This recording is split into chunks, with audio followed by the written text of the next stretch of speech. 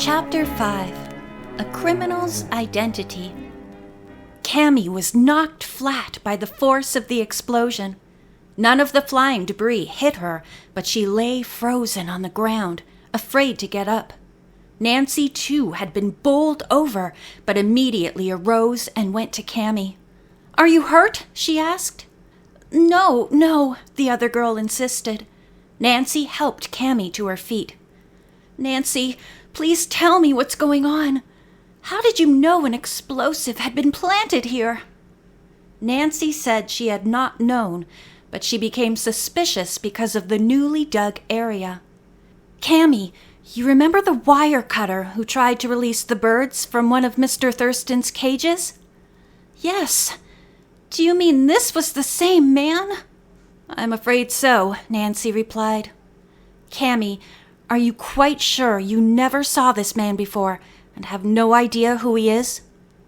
Again, Cammy insisted she had never seen him until that day, but she recalled a question that he had asked her. "He wanted to know if this was part of Mr. Thurston's property. I told him I thought it was." Nancy was inclined to think that the stranger might be one of a group of people trying to harm the Thurstons by pretending to jinx them.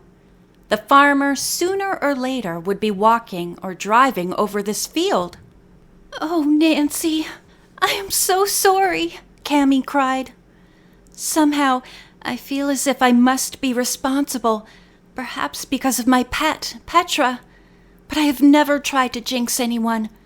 I have always said I hope Mr. Thurston will not lose his zoo and aviary." "Cammy," Nancy said in a sympathetic tone, "I believe you. Will you promise to phone me if you see or hear anything suspicious at the University Museum or at the Thurstons? And tell Oscar about the landmine." "I certainly will," Cammy agreed and gave a quick smile. The two girls walked to Nancy's car, then said goodbye. As Nancy pulled away, she decided that the explosion should be reported to the police and drove directly to Harper headquarters. Nancy had heard River Heights Chief McGinnis speak of the head of the Harper department, Chief Pepper, as being a good friend. Fortunately, he was at his desk and she introduced herself. He arose and shook hands heartily. "I'm certainly glad to meet you," he said. "McGinnis has told me so much about your expert detective work that I have the greatest admiration for you." Nancy blushed. "I'm afraid Chief McGinnis has exaggerated." The chief smiled at her warmly. "Miss Drew, suppose you tell me why you came to see me." Nancy told him about the explosion in the Thurston field. "I believe the landmine was planted by the same stranger who cut a hole in one of the large bird cages." Chief Pepper frowned. "This is very serious," he commented. "Will you please tell your story again into this tape recorder?" Nancy repeated it, giving every detail she could remember, including the fact that the stranger had asked Cammy for directions to River Heights. "Someone stole a wryneck from the University Museum here," she went on, "and it was left on our lawn in River Heights." "What do you think was the reason?" the chief asked her. "My father and I are convinced that one or more persons are trying to jinx us as well as the Thurstons, probably because my father is helping Mr. Thurston on a case against the high-rise construction company which wants to destroy the zoo and aviary. I also believe someone knows about Mrs. Thurston's superstitious nature and is hoping she will talk her husband into selling the farm." As Nancy stopped dictating, the chief remarked, "That would be a great loss to the town of Harper." After he had alerted his men to investigate the area where the landmine had been planted, Nancy said to him, "It's possible someone connected with the high-rise company buried it." The chief looked startled and picked up a copy of the local paper. "Here's a picture of the officers of the company on a picnic." The photograph was excellent. "And here are the workers. Suppose you study them and see if the man you saw is shown here." Chief Pepper handed the newspaper to Nancy. "If you don't find the right one among these pictures, Look through our books of photographs of lawbreakers arrested here. Some of them have been released. The books are on that shelf along the wall." He indicated them. The police chief left his desk and Nancy set to work. The owner of the high-rise construction company was Ramsay Wright. He was not the suspect. Nancy studied his face. He doesn't look too pleasant, she thought. But is he a criminal? The other high-rise officers looked even less like suspects. Nancy carefully looked at the pictures of the workmen. Not only was none of them the suspect, but all looked far more congenial than the company's executive. Nancy put the newspaper back on the chief's desk. She walked over to the wall and read the classifications on the various volumes containing the photographs of prisoners arrested in Harper. Finally, she chose a recent one marked, "Wanted ex-convicts, first arrest in Harper, later prison sentences in other locations." "I guess this is as good a place as any to start," Nancy thought. Seating herself at a side table, she opened the book and carefully scrutinized each face. After turning the many pages, the young detective had almost concluded that the suspect she hoped to capture was not in this volume, when a thought came to her. "There's one face that seems slightly familiar," she said to herself and looked at it again. The man was heavy-set and smooth-shaven. His nose was long and might have been thinner if he had had a slighter build. His eyes fascinated Nancy. They were dark and somewhat squinty. The text gave his height as being medium. Chief Pepper came in at that moment and asked, "Any progress?" "Not really," Nancy replied. "But will you please do me a favor? Have you any tracing paper here and colored pencils?" The chief smiled. "I think so. What are you up to?" Nancy's eyes twinkled in reply.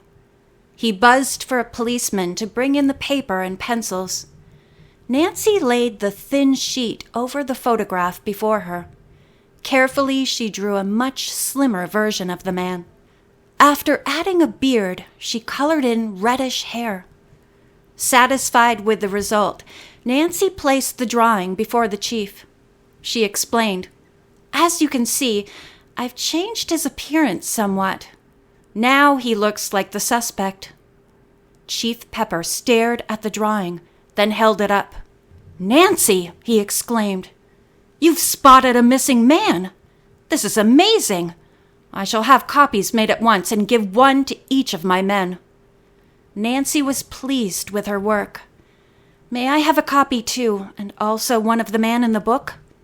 "You certainly may," the chief replied. Again he pushed his buzzer and gave the order to the sergeant who answered. The chief turned back to Nancy. "I noticed, by the way, that you didn't change the size of the man's clothes, only made them look too big." "No," Nancy explained, "because the person I saw on the Thurstons' property was wearing clothes too large for him. If he's the wanted man, then he has lost a lot of weight." She glanced at the name of the wanted man. It was Clyde O'Malley, but he used the nickname of Slick Fingers O'Malley. The suspect was on parole, but had not reported to a parole officer and was once more on the wanted list. "He's a very clever burglar," Chief Pepper remarked. "But cutting a hole in Mr. Thurston's cage and planting a landmine are not in his line." The sergeant returned with copies of Clyde O'Malley's photograph and the drawing, just as the chief's phone rang. Nancy decided to leave. Waving goodbye to him, she took the pictures and walked out. That evening, she reported the latest happenings in the Thurston case to her father. He praised her work and said she had acted wisely. "Our next move," he went on, "is to talk to the 5 councilmen and find out each one's views on High Rise's project. If any of them plan to vote in favor of letting Mr. Wright destroy Mr. Thurston's place, I'd like to know it."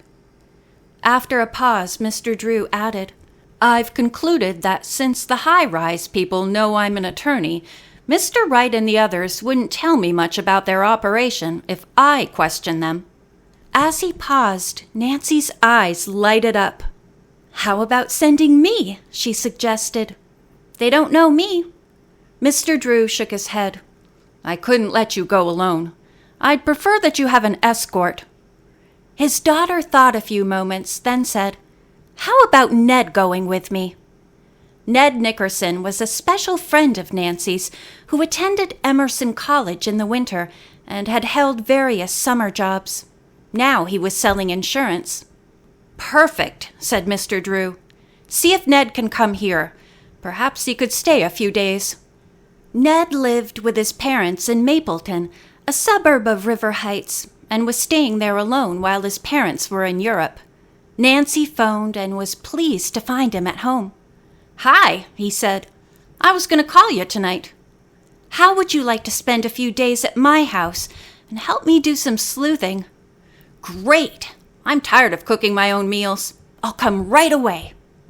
"You're sure it won't interfere with your making an insurance sale?" Nancy questioned. "No," he assured her. "I've sold enough so far to entitle me to a little vacation." Ned arrived a few hours later. The following morning, he and Nancy set off to interview one of the councilmen, Mr. Hinchcliffe. Ned had telephoned the councilman's office and been told he had just left for the proposed new development near the Thurston farm. Nancy and Ned arrived there first, and she was able to point out to him where the bird and animal display was. "This whole area is so large," Ned remarked. "I should think they could put up all the high apartment houses they want to without destroying Mr. Thurston's buildings." "I agree," Nancy said. They saw a car coming across a field and walked toward it. The driver stepped out. "Are you Mr. Hinchcliffe?" Ned asked him. "Yes. And this is?" "My friend Miss Drew, and I'm Ned Nickerson." Hinchcliffe began to smile. "You're so young, I presume you're not looking for an expensive apartment?" "We're not thinking about apartments now," Nancy quickly put in. "We'd like to get your opinion about the type of apartment houses Mr. Wright plans to build." "Oh, I like the very high ones," Mr. Hinchcliffe replied. "And the more the better. People will be able to take their choice of north, east, south, or west exposures. Which would you favor?" Nancy and Ned ignored the question. "Will there be any recreational facilities?" Ned inquired. "Oh, yes," the councilman replied. "If you go to the high-rise construction company's office, someone can show you the interesting drawings of the plans. By the way, since you're not in a hurry for an apartment, you ought to wait for one of these. When do you plan to marry?" End of Chapter 5.